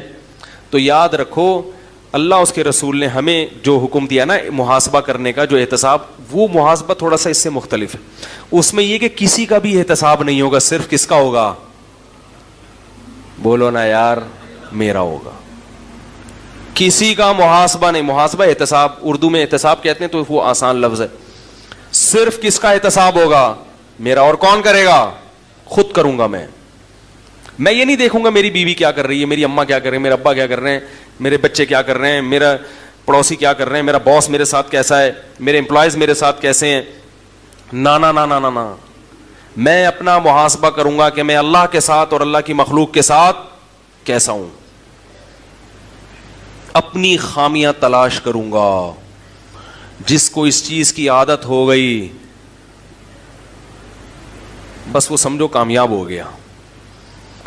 اپنا احتساب کرنے کے لیے ہم میں سے کوئی بھی تیار, بولو نا یار, نہیں ہے. دوسروں کے پیچھے ڈنڈا لے کے پڑے ہوئے, حالانکہ دوسرے کی اصلاح ہمارے بس میں نہیں ہے. ہم صرف اپنے آپ کو ٹھیک کر سکتے ہیں, دوسرے کو ٹھیک ہونے کا مشورہ دے سکتے ہیں. بلکہ ہمارے حضرت فرمایا کرتے تھے دوسرے کو ٹھیک ہونے کا مشورہ بھی اس لیے دیا کرو کہ میں نے اپنے آپ کو ٹھیک کرنا ہے, اور اس میں یہ بھی داخل ہے کہ جو برائی نظر آئے تو اس کو ختم کرنے کی کوشش. تو تبلیغ بھی اس نیت سے کہ بھئی یہ میری ذمہ داری ہے, نہیں کی تو میں پکڑا جاؤں گا, تو میں اپنی ذمہ داری پوری کر رہا ہوں, مجھے تمہاری فکر نہیں ہے. بات نہیں آ رہی میرا خیال ہے. تو اپنی ذمہ داری. تو 5 منٹ روزانہ بیٹھ کر اپنے بارے میں سوچنا ہے کہ میں اللہ کے ساتھ اور اللہ کی مخلوق کے ساتھ ٹھیک ہوں یا نہیں ہوں. اللہ کے ساتھ ٹھیک ہونے کا کیا مطلب؟ نماز ٹائم پہ ہو رہی ہے کہ نہیں ہو رہی, نظر کی حفاظت ہو رہی, انٹرنیٹ پر بےہودہ فلمیں تو نہیں دیکھ رہا, انٹرنیٹ پر فحش چیزیں تو نہیں دیکھ رہا. یہ مخلوق کا حق نہیں ہے, یہ کس کا حق ہے؟ اس میں مخلوق نہیں پوچھے گی, اللہ پوچھے گا. سمجھ رہے ہو کہ نہیں سمجھ رہے؟ حج میں نے کیا ہے کہ نہیں کیا؟ اتنے پیسے آ گئے میرے پاس, حج تو ابھی تک ہوا نہیں ہے, پلاٹ پہ پلاٹ لیے جا رہا ہوں. زکاتیں دے رہا ہوں کہ نہیں دے رہا؟ زکات کے علاوہ ہر مہینے میں اپنے اماؤنٹ میں سے کتنا اللہ کے لیے صدقہ کرتا ہوں. اللہ نے تو نعمتوں کی بارشیں برسا دی ہیں, لیکن اس کو خوش کرنے کے لیے میں اس کی راہ میں خرچ کرنے کے لیے تیار نہیں ہوں. محلے کی مسجد ہے, کبھی انتظامیہ سے پوچھا کہ اس کے مصارف کتنے ہیں, پورے ہو جاتے کہ نہیں ہوتے؟ میں بھی اسی محلے کا نمازی ہوں, تو میرا بھی فرض بنتا ہے کہ اس مسجد میں اگر کوئی کمی ہے تو میں وہ کمی, جس محلے سے میں بھی آپ رہتے ہیں, مدرسہ ہے, اس کی ذمہ داری کس پر ہے؟ مسلمانوں پر ہے. تو یہ سب اللہ کے حقوق ہیں. اور پھر مخلوق کے, بیگم کے ساتھ میرا رویہ کیسا ہے؟ سمجھ میں نہیں آ رہا میرا خیال. اس کو کتنا ٹائم دیتا ہوں روزانہ؟ اگر ٹائم کی کمی ہوتی ہے, کسی دن بہت مصروف ہے, 2-4 دن گھر نہیں آیا آفس سے, مدنی مسجد کا کہہ کے کہیں نکل لیے, تو پھر اس کی تلافی کرتا ہوں کہ بھائی لوگ کہتے ہیں نا یار ہم تو 12 بجے آتے ہیں, صبح 6 بجے نکلے, کیسے ٹائم دے؟ تو میں کہتا ہوں بھائی چھٹی والے دن تلافی کر لو, قضا کر لو. جیسے ہر چیز کی قضا ہوتی ہے نا, سفر میں روزے نہیں رکھ سکے تو حضر میں کیا کرنے پڑیں گے؟ کیا خیال ہے بھائی؟ ایک PIA کے پائلٹ تھے بڑے اچھے زبردست, کہتے ہیں ہمیں تو ٹائم ہی نہیں ملتا, ہم تو ہر وقت ہوا میں ہی رہتے ہیں.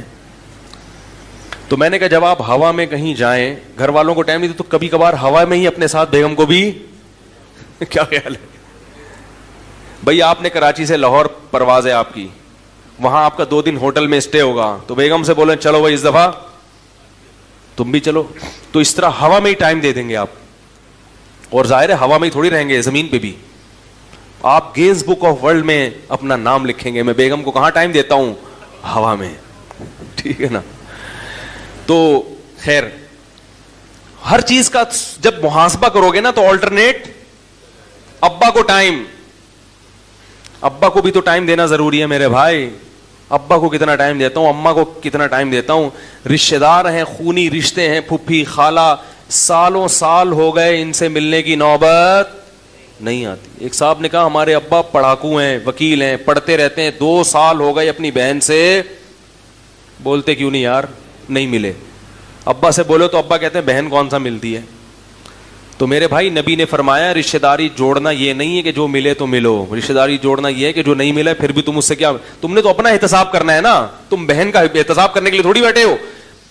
ارے محاسبے میں یہ تھوڑی کرنا ہے کہ بہن مجھ سے کتنا ملتی ہے کتنا نہیں ملتی, الٹا محاسبہ. تم نے تو یہ کرنا ہے کہ میں اپنی ذمہ داری پوری کر رہا ہوں یا بولتے کیوں نہیں یار نہیں. تو روزانہ 5 منٹ کریں گے کہ نہیں کریں گے بھائی؟ اور دوسرا ہے مراقبہ. 5 منٹ کا وقت بہت ہو گیا, یہ میرا خیال ہے جمعے کی نماز کے بعد اگر آپ, یہ اللہ تعالیٰ اس کو پنپنے تو نہیں دیتے, لیکن کچھ نہ کچھ احمق اور بیوقوف لوگ ہر دور میں بہت سے لوگوں کے پیچھے لگتے ہیں, اور ایسے ایسے بیوقوفوں کے پیچھے لگتے ہیں کہ آدمی حیران ہوتا ہے کہ یہ شخص جسے نہ بولنے کی طاقت ہے نہ اس کے پاس معلومات ہیں. یہ روحانی لوگوں کو دیکھ لو نا, جو روحانی ڈرامے باز ہوتے ہیں نا, ان کا حلقہ بہت بڑا ہوتا ہے, ان کا حلقہ بہت بڑا ہوتا ہے. تو آپ کہہ سکتے ہیں کہ یہ تو ڈرامے باز ہوتے ہیں تو اتنے لوگ ان کو فالو کیوں کرتے ہیں, اللہ ان کو پنپنے کیوں دے رہا ہے؟ اصل میں اللہ تو پنپنے نہیں دے رہا ہوتا. سب سے بڑی بات یہ کہ ان کی جو باتیں ہوتی ہیں نا, ان کے نہ کوئی سر ہوتا ہے نہ کوئی پیر ہوتا ہے. تو عقل مندوں کی نظر میں 2-3 جملوں سے ہی ان کی حیثیت سامنے آ جاتی ہے. لیکن ایک مشہور مقولہ ہے کہ اگر اللہ عقل سے پیسے دیتا تو بے وقوف لوگ بھوک سے مر جاتے. تو ایسے ہی یاد رکھو، یہ جو فین فالوئنگ ہے یا عقیدت محبت، اس میں بے وقوف لوگ جیسے رزق میں بہت دفعہ آگے ہوتے ہیں نا، تو بے وقوف لوگ ان چیزوں میں بھی آگے ہوتے ہیں. بے وقوفوں کی جو عقیدت ہے نا وہ بہت خطرناک ہوتی ہے، کیونکہ اس کے لیے کوئی دلیل کی ضرورت نہیں ہوتی. وہ جب عقیدت کسی سے کرتے ہیں تو بہت ڈینجرس عقیدت ہوتی ہے، کیونکہ وہ سمجھتے ہیں کہ ہم جس کو فالو کر رہے ہیں بس یہ بزرگ ہیں. جب کسی کو بزرگ مان لیا، دیکھو یہ جاہل لوگ، ان کے ہاں نبی کا جو مقام ہے نا، ہم جب نبی مان لیتے ہیں تو پھر نبی دن کو رات کہیں، ہم نے کیا کہنا ہے؟ رات. پھر ہمیں دن کو دن کہنے کی اجازت ہے؟ جب ہم نے یہ مان لیا کہ پیغمبر وہ بات کہتے ہیں جو اللہ کہہ رہا ہے، تو اللہ غلط کر سکتا ہے؟ غلط کہہ سکتا ہے؟ نہیں کہہ سکتا. تو پیغمبر دن کو رات کہیں، ہمیں رات کہنا ہے، رات کو دن کہیں، ہمیں دن. تو جو لوگ بزرگوں کو پیغمبر کا مقام دے دیتے ہیں تو ان کی نظر میں ایک امتی کو جو نبی سے عقیدت ہوتی ہے، وہ عقیدت ان کو ان بزرگوں سے ہو جاتی ہے جو ان کے خود ساختہ بزرگ ہیں. پھر وہ جتنی لمبی پھینکے گا نا اتنا بڑا بزرگ کہلائے گا. میں سمجھا پا رہا ہوں اپنی بات؟ کیونکہ ان کی نظر میں یہ بزرگ ہیں. تو یہ دیکھو، پیغمبر جب دنیا میں آتے ہیں تو بہت سی باتیں ایسی کرتے ہیں جو ہمارے مینٹل لیول کے نیچے نیچے ہوتی ہیں، کچھ باتیں ایسی ہوتی ہیں جو ہماری مینٹل لیول سے اوپر کی ہوتی ہیں. جیسے قبر کا عذاب، یہ ہمارے مینٹل لیول سے اوپر کی، ہم نے مر کے تو دیکھا نہیں ہے. جنت ہے، جہنم ہے، یہ ساری چیزیں ہیں نا، یہ نیکی کرنے سے یہ ملتا ہے، یہ گناہ کرنے سے یہ عذاب ملتا ہے. یہ سب چیزیں ہمارے لیول سے اوپر کی ہیں. لیکن ہم کیوں مانتے ہیں؟ بھائی محمد صلی اللہ علیہ وسلم یہ باتیں اپنی طرف سے نہیں بتا رہے، بلکہ کس کا پیغام؟ اللہ کا پیغام ہم تک پہنچا رہے ہیں. تو اللہ تو غیب کا علم جانتا ہے. اگر نبی صلی اللہ علیہ وسلم وہ ساری باتیں وہی کرے جو ہمارے مینٹل لیول سے نیچے کی ہیں، تو پھر ہم کہیں گے بھائی یہ تو ہمیں ویسے ہی سمجھ میں آ رہی تھی، اس کے لیے پیغمبر کی کیا ضرورت تھی؟ یہ تو ہمیں ویسے ہی سمجھ میں آ رہی تھی نا. تو بعض لوگوں کی نظر میں بزرگ کا کانسیپٹ یہ ہے کہ اگر وہ ہمارے مینٹل لیول کے اندر کی باتیں کر رہا ہے تو پھر یہ بزرگ کس بات کا ہو گیا؟ تو یہ ضروری ہے کہ وہ کھوپڑی سے اوپر کی باتیں کرے، ایسی باتیں کرے جو آپ کی کھوپڑی میں نہ آئے. تو بھائی یہ چیز پیغمبر پہ تو جچتی ہے، کیونکہ پیغمبر کا رابطہ کس سے ہے؟ اللہ سے. بزرگ پہ نہیں جچتی یہ چیز. بھائی آپ تو ہماری طرح کے انسان ہو، آپ جو بات کر رہے ہو اس کے پیچھے کیا دلیل ہے؟ لیکن آپ دیکھ لو، جتنے بھی یوٹیوب پہ آپ دیکھو نا، ایسی باتیں جو آپ کے لیول میں آ ہی نہیں رہی، پتہ نہیں کیا کہہ رہے. حصار ہوتا ہے، حصار کیا ہے بھائی؟ کہتے ہیں جن چڑیل بھوت سے روکنے کے لیے کیا ہوتا ہے؟ حصار. وہ بھائی یہ کیا ہوتا ہے؟ کون سی میڈیکل سائنس کی کتاب میں لکھا ہوا ہے یا کیا ہوتا ہے یہ؟ جن وہاں سے اندر آئے گا، ادھر سے اندر کیوں نہیں آ سکتا؟ کہہ رہے ہیں یہ تمہارے سمجھنے کی باتیں نہیں ہیں. تو جب نہیں ہے تو نکل یہاں سے بھائی، ہماری سمجھنے کی. تو ہمیں ایسی باتیں کرنے کے لیے بیٹھے جو سمجھ میں ہی نہیں آئے ہمارے. لیکن لوگ نکالیں گے نہیں، لوگ کہیں گے یہی تو ہے، اسی کے تو ہاتھ چومے جائیں. علوم ہے بھائی، علوم دی اللہ نے ان حضرت کو. ایک کانسیپٹ جن چڑیل بھوت کا وہ ہے جو اسلام نے دیا ہے، وہ ہم مان لیتے ہیں. بھائی اللہ جانتا ہے ہم چڑیل تو نہیں ہوتی. جن کی لیڈی کو چڑیل کہہ دو آپ پیار سے. ظاہر ہے جیسا جن بھیانک ہوتا ہے اس کی وائف بھی ایسے ہی بھیانک ہی ہوگی نا. کیا خیال ہے؟ تو اردو میں اس کا نام چڑیل رکھ لیا. وہ ایک آدمی کی بیوی پہ جن آ گیا نا، کسی نے آگے بتایا تیری بیوی پہ جن آ گیا ہے، کہہ رہے بھابھی پہ جن آ گیا ہے، تو کہہ خود ہی بھگتے گا. اس کو ٹینشن ہی نہیں ہوئی، اس کو جن پہ ترس آیا. اس کو کس پہ ترس آیا؟ جن پہ. کہ یار غلط جگہ آ گیا جن. وہ ایک آدمی سے کسی نے پوچھا نا، اگر شیر حملہ کرے تیری ساس پہ اور تیری بیوی پہ تو کس کو بچائے گا؟ ساس پہ حملہ کیا اور بیوی پہ حملہ کیا، تو کس کو بچائے گا؟ کہہ رہا شیر کو بچاؤں گا میں. مجھے پتہ ہے شیر کے ساتھ بچہ ہونے والا نہیں. تو علوم ہے, علوم سمجھتے ہیں. یوٹیوب پہ جتنا بڑا پھینکو ہوگا کہتے ہیں کہ یہ کیا ہے, علوم کی باتیں کر رہے. اچھا خوب سمجھ لو کہ ہمارے ہاں بڑا عالم, چاہے وہ میڈیکل سائنس میں ہو, وہ بھی تو ایک علم ہے نا میڈیکل, چاہے وہ دین کا علم ہو, کوئی بھی علم ہو, اس میں جو بھی ایسی باتیں کر رہا ہو جو پبلک کی سمجھ میں نہ آ رہی ہوں, اس کو لوگ زیادہ پڑھا لکھا سمجھتے ہیں. حالانکہ یاد رکھو, علم میں جب انسان کو پختگی ہوتی ہے نا, تو وہ جب جس طبقے سے بات کر رہا ہوتا ہے ایسے الفاظ میں بات کرتا ہے کہ اس طبقے کی سمجھ میں بات آتی ہے. یہ علم کی علامت ہے, لیکن اس کو لوگ علم نہیں سمجھتے. میں تو بہت سرچ کرتا ہوں نا یوٹیوب پہ, جو ڈاکٹرز کیا کہہ رہے ہیں, حکیم کیا کہہ رہے ہیں. آپ دیکھو کوئی ڈاکٹر ایسی بات ہے کہ ساری ٹرمز استعمال کر رہا ہوگا میڈیکل سائنس کی, ایک لفظ سمجھ میں نہیں آ رہا ہوگا, نیچے لوگوں نے برا بھلا کہا ہوگا بھائی کوئی ایسی بات کرو جو ہماری کھوپڑی میں تو آئے نا. لیکن کیا ہوتا ہے کہ بھائی ہے پڑھا لکھا, ہے کیا ہے, پڑھا لکھا ہے. تو یہ پڑھا لکھا ہونے کی علامت نہیں ہے. پڑھا لکھا جب ہوتا ہے جب انسان کو علم میں رسوخ ہوتا ہے نا, کمال ہوتا ہے, تو پھر وہی ٹرمز کو اس طرح استعمال کر کے لوگوں کو سمجھاتا ہے لوگوں کی زبان میں. یہ جس کو علم پر قدرت ہوگی نا, عبور ہوگا, اس کو جیسے گھوڑے کی لگام جب اپنے ہاتھ میں ہوتی ہے نا, تو جہاں چاہے گھوڑے کو گھماؤ آپ. اس لیے کہتے ہیں جو بڑا شاعر ہے نا اس کی شاعری آسان ہوتی ہے, جو چھوٹے شاعر ہیں ان کی شاعری مشکل ہوتی ہے, کیونکہ شعر کے ذریعے بات کو سمجھانے کے لیے مشکل الفاظ کا سہارا لینا آسان ہے, آسان کا سہارا لینا مشکل ہے. آسان الفاظ کا جب ہی آپ سہارا لیتے ہیں جب آپ کے پاس الفاظ کا ذخیرہ بہت زیادہ ہو. جب ذخیرہ زیادہ نہیں ہوتا تو وزن ملانے کے لیے مشکل الفاظ شاعر لے رہا ہوتا ہے, اور جب وہ کمال پیدا ہو جاتا ہے نا تو اس کو پتہ ہے اس کا آلٹرنیٹ میرے پاس آسان الفاظ میں بھی مل جائے گا, تو وہ آسان الفاظ کی سلیکشن کرے گا. نیا شاعر یہ کام نہیں کر سکتا. لیکن جو مشکل الفاظ استعمال کرتا ہے لوگ کہتے ہیں بڑا شاعر, جو آسان الفاظ استعمال کرتے ہیں لوگ کہتے ہیں چھوٹا شاعر. آپ شاعروں سے پوچھیں, وہ ایک شاعر گزرا ہے نا ابھی جس کا انتقال ہو گیا, کیا نام تھا, ابے وہ جان ایلیا نا. تو جان ایلیا کی شاعری نا بہت آسان الفاظ تھے اس میں.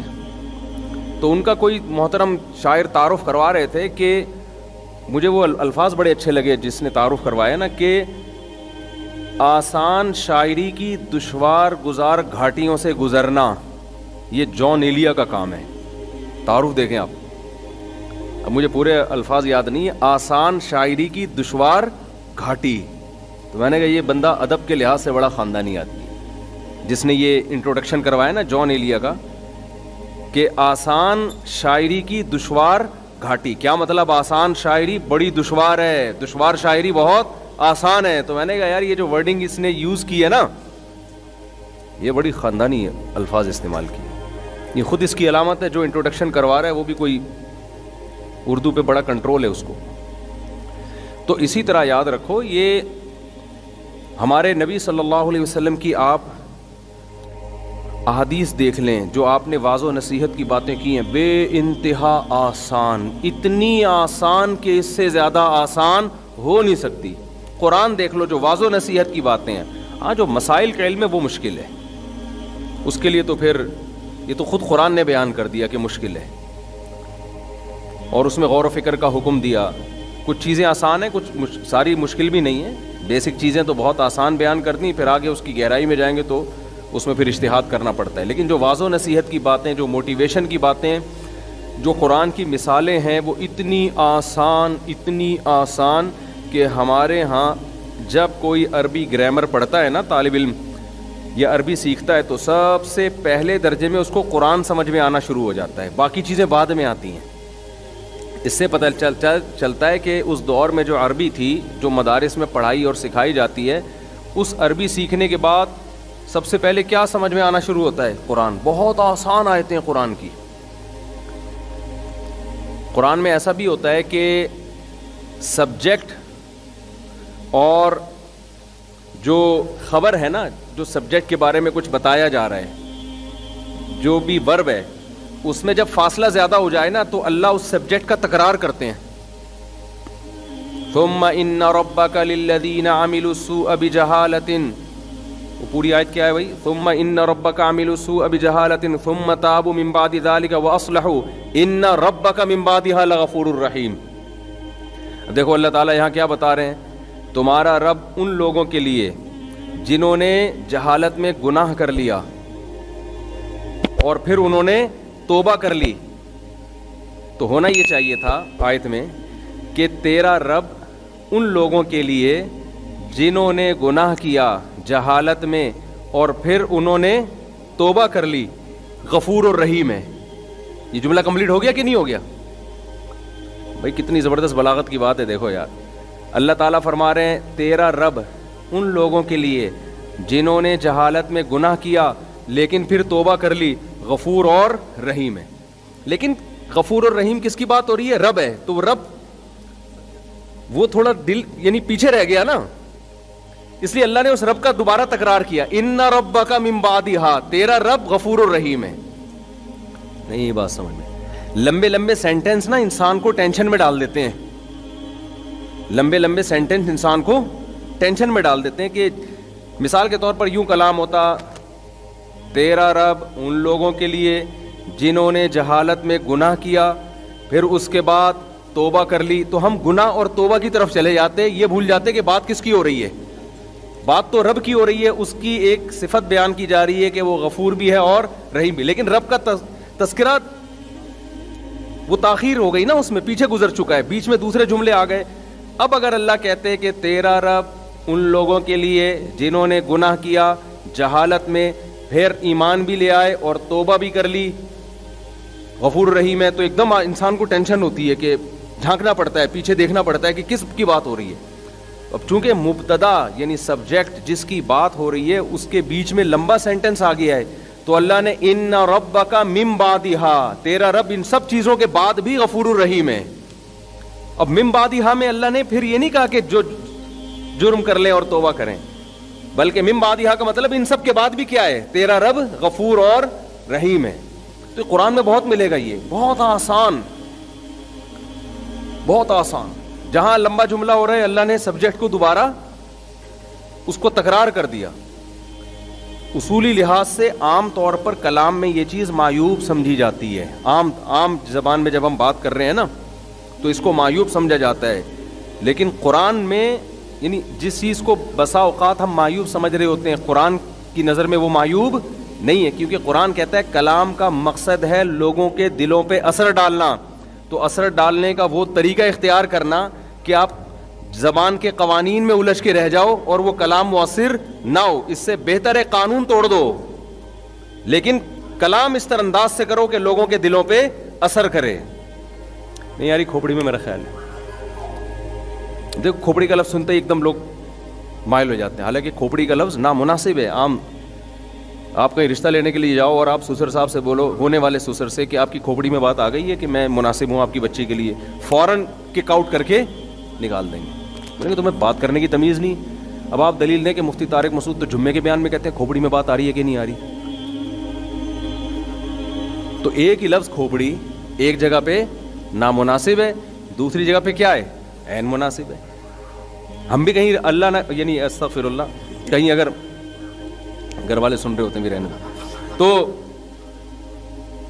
ہاں, میں نے بات اصل میں یہاں سے شروع کی تھی کہ اللہ تعالیٰ نے قرآن مجید میں نبی صلی اللہ علیہ وسلم کے بارے میں فرمایا کہ اگر یہ ہم پہ کوئی معاذ اللہ غلط بات منسوب کرتے تو ہم ان کو پنپنے نہیں دیتے. تو میں یہاں سے عرض کیا تھا میں نے کہ جو بھی 2 نمبر لوگ ہوتے ہیں نا اللہ ان کو پنپنے نہیں دیتا. ہاں جو بے وقوف قسم کے لوگ ہوتے ہیں وہ ان کو فالو کرنا شروع کر دیتے ہیں. تو کسی بھی فیلڈ میں عقل مندوں کا اعتبار ہوتا ہے, احمقوں اور بے وقوفوں کا اعتبار نہیں ہوتا. تو یہ جو روحانی عامل ہے نا, جو بڑی گہری حصار اور جن بھوت وہ اس کی باتیں آ رہی تھیں, تو جن بھوت کا ہمیں, بھوت تو نہیں جن کا تو ہمیں قرآن و سنت سے ثبوت ملتا ہے.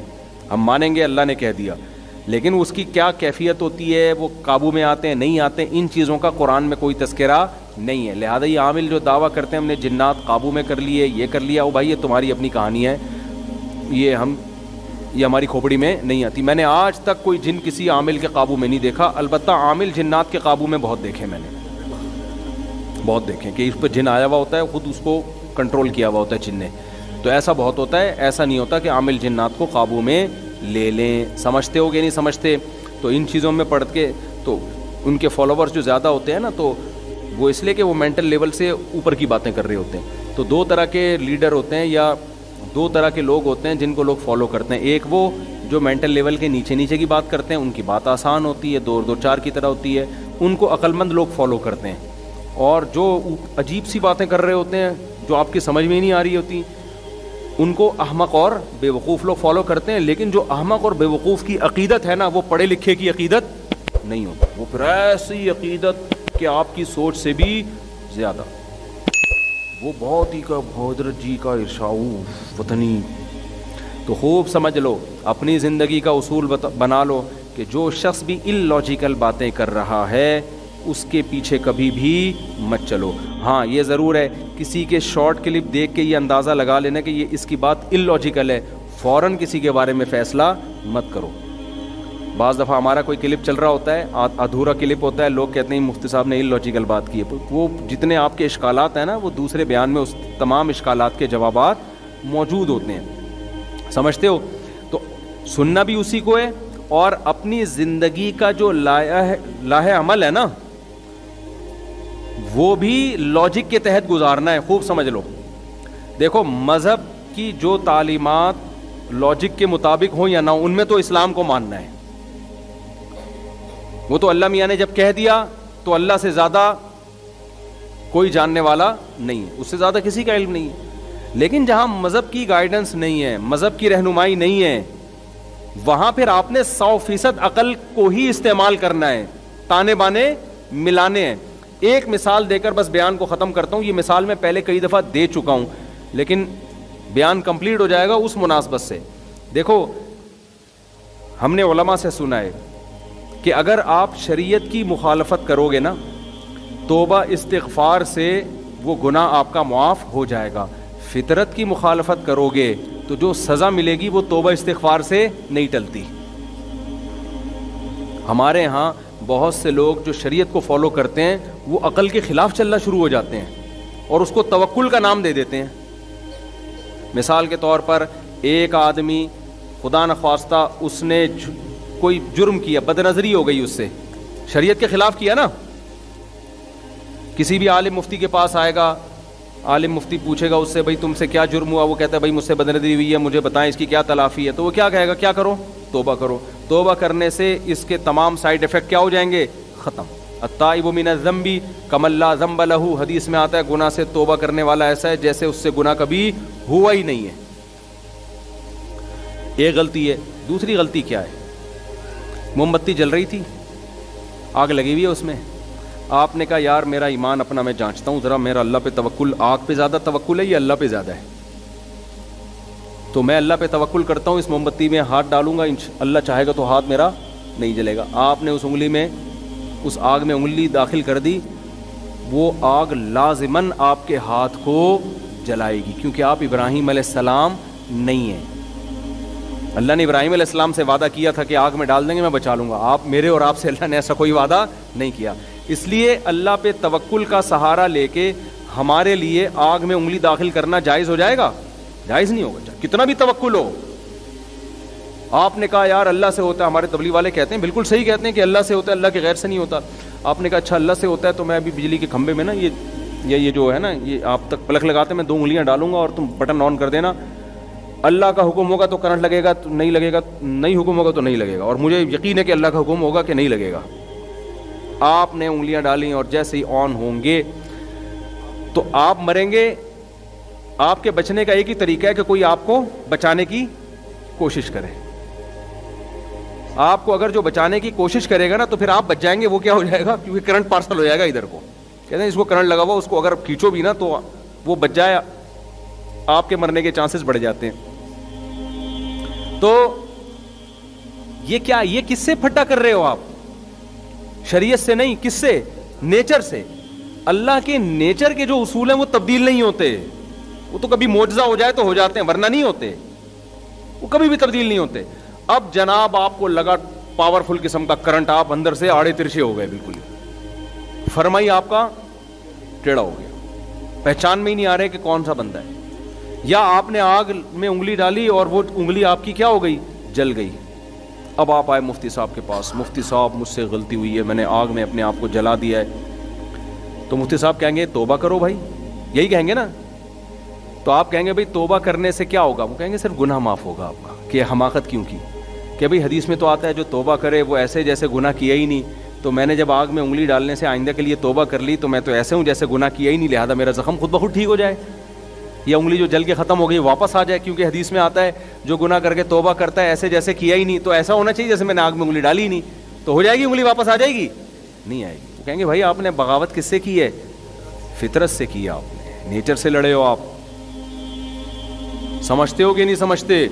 تو آج جو دیندار لوگ ہیں توکل کے نام پہ جو بے احتیاطیاں کر رہے ہیں, انفرادی سطح پہ بھی اجتماعی سطح پہ بھی, لہذا انفرادی سطح پہ بھی بیڑا غرق اور قومی سطح پہ بھی بیڑا غرق ہوا چلا جا رہا ہے. اور کہتے ہی ہیں کہ ہم چونکہ مسلمان ہیں, ہمارے ساتھ اللہ ہے, تو اللہ کی ہمارے ساتھ مدد ہوگی, ہم ترقی کریں گے. آپ ترقی کے علاوہ ہر قسم کا, آپ 4 شادیوں کا خواب دیکھ سکتے ہو, آپ ان حالات میں ترقی کا خواب بولو نہیں دیکھ. خدا نے آج تک اس قوم کی حالت نہیں بدلی, نہ ہو جس کو خیال آپ اپنی حالت کے بدلنے کا. تو وہ اسباب اختیار کرنے پڑیں گے, کھوپڑی استعمال کرنی پڑے گی. نہی علی المنکر میں اسباب اختیار کرنے کا حکم ہے جو فرض ہے, تو اس کے بغیر کہاں؟ دیکھو نبی نے کیا فرمایا, من رأى منکم منکرا فلیغیرہ بیدہ. بتاؤ برائی کو ختم کرنا ہمارا فرض ہے یا نہیں ہے؟ لیکن نبی نے کیا فرمایا, اتنا فرض ہے جتنا افورڈ کر سکو. ہونا تو یہ چاہیے تھا بھائی حق بیان کرو چاہے جو مرضی ہو جائے, کچھ بھی ہو جائے, جو بھی اثرات ہو. نہ آپ نے فرمایا جو برائی کو ہاتھ سے روک سکتا ہے تو وہ تو ہاتھ سے روکے, جس میں ہاتھ سے روکنے کی طاقت نہیں ہے اب پھر ہاتھ سے مت روکے. وہ پھر کیا کرے؟ پھر نہیں بھائی, پھر تو سائیڈ ایفیکٹ کیا ہوں گے؟ زیادہ ہوں گے. وہی قصہ ہو جائے گا کہ بھینس کے منہ میں پائپ رکھا, جمال گوٹا رکھ کے پھونک ماری, بھینس نے پہلے پھونک مار دی بھینس نے. تو آپ کی طاقت ہے نہیں, سامنے والا پاورفل ہے, آپ نے اس کو برائی سے روکنے کی زبردستی کوشش کی, جو اس نے کوشش کی تو آپ سوسائٹی میں کسی قابل رہے نہیں. تبھی تو حکمرانوں کے خلاف مسلح بغاوت سے اسی وجہ سے منع کیا جاتا ہے کہ آپ برائی کو ختم کرنے کے لیے سسٹم کو چینج کرنے کی کوشش ضرور کرو, مگر ایک پاورفل ریاست کے خلاف جب آپ طاقت کا استعمال کرو گے تو آپ جو پھونک لگاؤ گے نا وہ برداشت ہو جائے گی. حکومت نے جو پھونک لگائی نا اس سے آپ کی پھونک ہمیشہ کے لیے نکل جائے گی. تمام فقہا لکھتے ہیں کہ مسلح تحریکوں کے لیے ضروری ہے کہ اسباب کی دنیا میں طاقت ہو. ایسا نہیں کہ آپ اٹھے اور جناب ایک دم لڑن کر کے یوں کر دیا آپ نے. آپ دیکھنا پڑے گا کہ آپ میں کتنی پاور ہے لڑنے کی. نہیں ہے تو کوئی اور کام کرو. اس کو لوگ یہ تعبیر کرتے ہیں اچھا اس کا مطلب کچھ بھی نہ کریں, سسٹم کو تبدیل کرنے کی کوشش نہ کریں. ہم کہتے ہیں بھائی کرو, مگر طریقہ وہ نہ ہو کہ جو رہا سہا ہے اس سے بھی جاؤ. آپ کرو ضرور, آرام سے بیٹھنا کہاں جائز ہے, لیکن طریقہ وہ استعمال کرو جس کو آپ افورڈ کر سکتے ہو اور اسباب کی دنیا میں اس سے کچھ امید بھی ہو. آج کسی نے طنز کیا تبلیغ والوں پر نا کہ تبلیغ والے نظام کی تبدیلی کی بات کرتے نہیں ہیں اور ذاتی تزکیے میں لگے ہوئے ہیں لوگوں کی, یعنی لوگوں کی اصلاح میں لگے ہوئے ہیں, سسٹم کی تبدیلی کی بات کرتے نہیں ہیں. کسی نے یوٹیوب پہ نا کمنٹس کیے ہوئے تھے کہ یہ لوگ جو ہے نا نظام کی تبدیلی کے لیے افراد تیار کرنا ضروری ہے یا نہیں ہے. یعنی ہر آدمی جس کو جدھر ٹھڑک نکالنی ہوتی ہے نا, اور یہ جو باتیں اس طرح کی کر رہے ہوتے ہیں نا, یہ نہ نظام کی تبدیلی کی کوشش کر رہے ہوتے ہیں نہ افراد پہ محنت کر رہے ہوتے ہیں. یہ صرف یوٹیوب پہ بیٹھ کے کمنٹس کر رہے ہوتے ہیں کہ فلاں یہ نہیں کر رہا, فلاں یہ نہیں کر رہا, فلاں وہ. بھائی اگر وہ ایک کام کر رہے تو دوسرا کام کر لو. جب نظام تبدیل کسی بھی سطح پہ ہوگا تو بندے بھی تو چاہیے ہوں گے نا, تو بندے تیار کرنا بھی نظام کی تبدیلی کی ایک بہت بڑی سیڑھی ہے. تو جس کو ڈانٹ ٹھڑک نہیں, اور اکثر ایسی نیگیٹو باتیں وہ لوگ کر رہے ہوتے ہیں جو حقیقت میں صرف نظام تبدیلی کی باتیں ہی کر رہے ہوتے ہیں, اور باتیں کرنے پر گورنمنٹ کی طرف سے کوئی پابندی نہیں ہے. پریکٹیکل لائف میں وہ زیرو ہوتے ہیں, پھینک رہے ہوتے ہیں یوں ہونا چاہیے, یوں ہونا چاہیے, ایسے ہونا چاہیے, ویسے ہونا چاہیے. ہمارے ایک دوست ہے, وہ جب بھی کوئی تحقیقی مسئلہ ان کے پاس جاتا ہے وہ کہتے ہیں اس کا پہ ریسرچ ہونی چاہیے. میں ان کو بھیجتا کہ بھائی ریسرچ کر لو یار, کہہ رہے اس پہ ہونی چاہیے. میں نے کہا وہ تو مجھے بھی پتا ہے ہونی چاہیے تو کرو نا, آپ کو بھیجا اس لیے میں نے. ایک دن ان کو غصہ آ گیا بھائی کیا, میں نے کہا تو چاہیے تو مجھے بھی پتا ہے کہ اس پہ ریسرچ ہونی چاہیے, آپ کو تو میں نے بھیجا اس لیے کہ آپ کر لو, اس پہ مجھے بتا دینا. بعض دفعہ میرے پاس کوئی بھیج رہے ہوتے ہیں کہ آپ اس کی تحقیق کرو, میں جواب میں لکھوں اس پہ تحقیق ہونی چاہیے, تو کہے گا تو ہمیں پتہ چاہیے تو کرو نا. تو پھر میں اگر تحقیق کرتا ہوں تو خوش ہوتے ہیں, نہیں کرتا تو بولیں گے یار کیوں نہیں کر رہے. تو چاہیے کا لفظ مارکیٹ میں اس کا منجن بہت بکتا ہے, یہ بھی ہونا چاہیے وہ بھی ہونا چاہیے. جو کرنے والے لوگ ہیں وہ چاہیے کی بحث میں نہیں پڑتے, وہ غور و فکر کرتے ہیں کہ پاکستان میں نظام تبدیل ہونا چاہیے, پہلے سے ہمیں پتہ ہے ہونا چاہیے, وہ اس کے طریقوں پہ غور کر رہے ہوتے ہیں کہ کیسے سسٹم چینج ہو سکتا ہے, بیوروکریسی میں کیسے تبدیلی آ سکتی ہے, فوج میں کیسے اچھے لوگ اوپر جا سکتے ہیں, اسکولنگ سسٹم ہو. وہ تو ہر آدمی کا اپنا طریقہ ہے, تبلیغ والوں کا اپنا طریقہ ہے. بھائی بجائے اس کے کہ نیچے سے لوگ بھیجو, اوپر سے فوجیوں کو ہی چینج کر دو. اب فوج میں ٹھیک ہے بہت ساری برائیاں ہیں, لیکن بہت ساری اچھائیوں میں 90% دخل تبلیغ جماعت کا ہے. بس ابھی ختم کر رہا ہوں. فوج میں آپ کو کوئی بریگیڈیئر, کوئی کرنل, اتنی بڑی بڑی داڑیوں والے, مذہب کی پابندی والے ملیں گے. میں نہیں کہہ رہا سارے تبلیغ سے متاثر ہیں, ایک بہت بڑا طبقہ کس سے متاثر ہے؟ تبلیغ سے. تو فوج میں کتنی بڑی تبدیلی کر دی. وہ کہہ رہے ہیں نظام میں تبدیلی نہیں لا رہے. ابے بھائی فوج میں اتنی بڑی داڑیوں والے, ورنہ اگر تبلیغ جماعت نہ ہوتی ہماری آرمی, اس بات کا بہت زیادہ امکان تھا کہ وہ 90% سیکولر لوگوں کے ہاتھ میں ہوتی. ابھی ایک کرنل مجھے ملے, ریٹائر ہو گئے, وہ تبلیغ میں نا ٹوپی پہن کے گشت کرتے پھر رہے ہیں. میں نے کہا حضرت وہ ریٹائر تو ابھی ہوئے ہیں نا, وہ تو ڈیوٹی کے دوران بھی کہتے ہیں یار ہم نے ساری زندگی سلوٹ, لوگ ہمیں مارتے تھے, ہم اس کو عزت سمجھتے تھے کہ لوگ ہمیں عزت دے رہے ہیں, سلوٹ کر رہے ہیں, ہمیں پتہ چلا عزت تو کون سی ہے؟ آخرت کی. تو میں نے کہا میں ان کو سمجھاؤں, وہ جو زندگی میں آپ کو وہ مسالہ زیادہ لگ گیا نا ان کرنل صاحب پہ. میں نے کہا حضرت وہ جو آپ کو لوگ سلوٹ کرتے تھے وہ بھی دین کا حصہ تھا. ایک کنٹری ہے, اس میں اگر فوج کے ماتحت آدمی اپنے جو ہے نا آفیسر کو سلوٹ نہیں کرے گا تو یہ نظام کیسے چلے گا؟ اس کو بھی مذہب کا حصہ سمجھو نا. بعض لوگوں کو مسالہ کیا لگ جاتا ہے, جونپور کے قاضی بن جاتے ہیں وہ, تو وہ اس کو غلط سمجھ رہے ہیں کہ جو مجھے سلوٹ مارا کرتے. میں نے کہا یہ تھوڑا زیادہ ہو گیا, اس کو تھوڑا سا کیا کر لیں, یہ تو سسٹم ہے, یہ تو سسٹم کا حصہ ہے, اور اس پہ تو اللہ کا شکر ادا کریں, اللہ نے آپ کو عزت دی ہے کہ ماتحت لوگ آپ کو سلوٹ کر رہے ہیں. ہاں تکبر نہ کرے انسان. تو ہر آدمی جو بھی پازیٹیو کام کر رہا ہے اس کو پروموٹ کرو. تبلیغ کا بہت بڑا کام ہے, تو بہت زیادہ اللہ نے کام لیا فوج میں اور بیوروکریسی میں. ججز ہیں بہت سارے جو لگے جماعتوں میں. ہاں جو کام نہیں, جو شعبہ خالی ہے اس پہ آپ محنت کرو نا, اس پہ کیا کرو, اس پہ آپ محنت کرو. افراد ہی ٹھیک نہیں ہوں گے تو وہ سسٹم تبدیلی کی بات بھی ان کی کھوپڑی میں نہیں آئے گی. وہ کہے گا ابے مزے اڑا, یہ کیا سسٹم, اسلامی سلطنت, اسلامی ریاست, یہ سب فضول, معاذ اللہ فضول باتیں. تو مسجدیں آباد ہوتی ہیں اور لوگوں میں ایک شعور پیدا ہوتا ہے, تو لوگ ہی تو پھر آگے, پیغمبر تھوڑی آئیں گے دوبارہ کوئی, تو لوگ ہی مسلمان ہی سارے کام کریں گے.